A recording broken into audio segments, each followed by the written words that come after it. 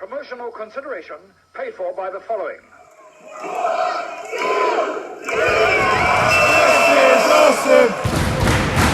This is awesome! Hello and welcome to another quick shot review. We're not able to go to the cinemas at the moment, so we're in shut-in mode and we're watching a lot of Netflix and other streaming services that are available.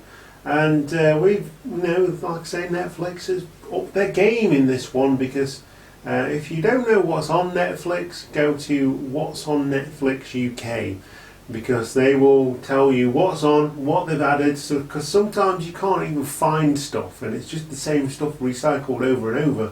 Netflix is not good for searching for things, and not good for because there's more stuff on there than what you can actually see. And I've found some absolute gems from that website, so head on over there if you've got Netflix and you're not quite sure what to watch.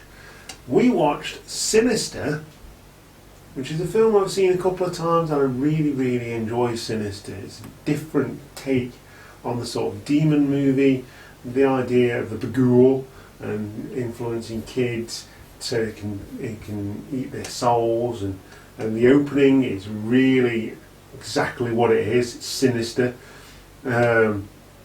Basically a family being hung by an invisible force. He cuts the branch of a tree and they get hung, and there's the scene of a murder. And this is where we get Sinister. It's written and directed by Scott Derrickson.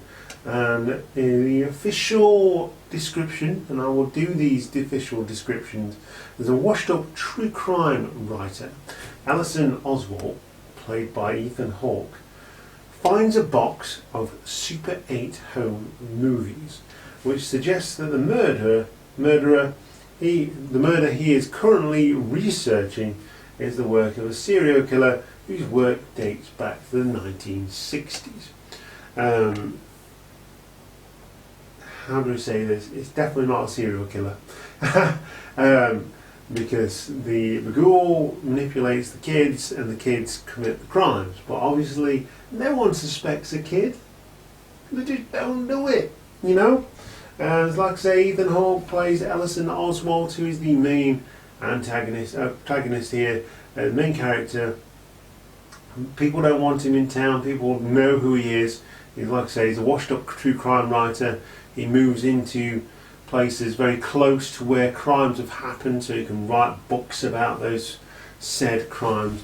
And the thing that really got me hooked about this film is the idea that this ghoul, this demon, is not committing the crimes himself or herself or whatever, but is manipulating others to do it for them, and particularly kids, so he can absorb their souls and things like that. And there's nothing scarier than a scary kid.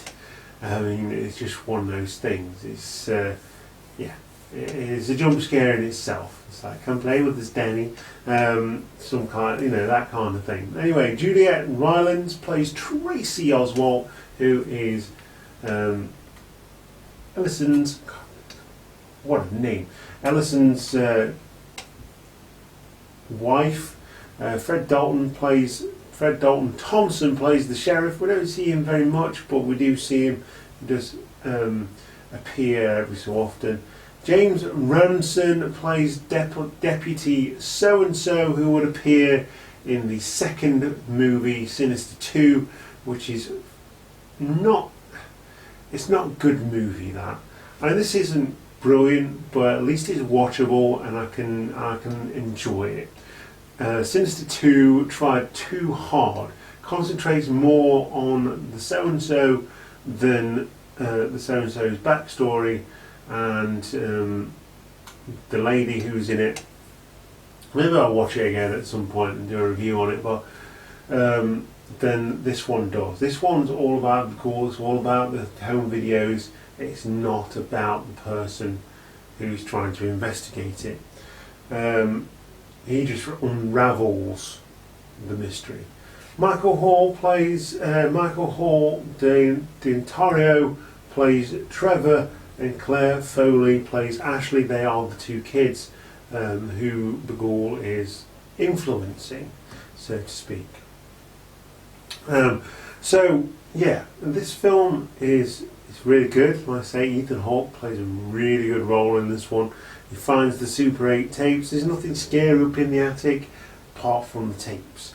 So he takes tapes, he watches the tapes and tries to get more idea about what he can write about. And he does get the ideas. And then so slowly he unravels the mystery and becomes, you know, embroiled in the mystery, and it's affecting his relationship with his wife and his kids and things like that.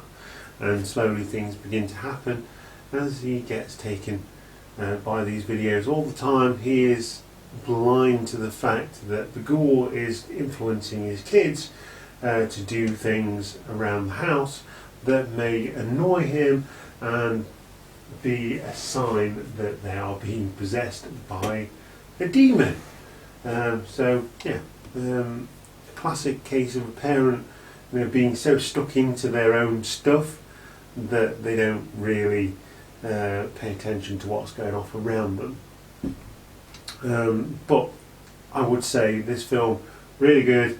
I'm going to give it a 3 out of 5. I'm going to give it 3 bagools out of 5 because it is very watchable. And it is streaming on Netflix at the moment, so I would definitely recommend this film if you're looking for something to watch. It's very creepy, it's got a good score, and for the most part it is the score that keeps it creepy, which is always good. I like films that have got a decent score. They don't just rely on going "Huh!" all the time, or there's a hand on the shoulder, or a cat going meow, and jump scares. Anyway, maybe that's a rant for another video purely on jump scares.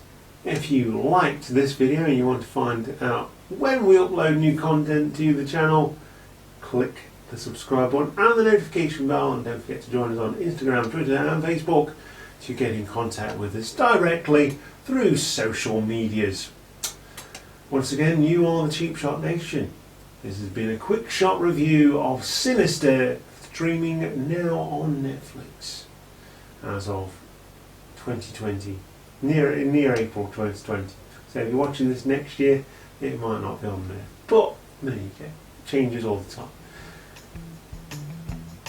I've been your host Luke, and I'll see you next time. Goodbye.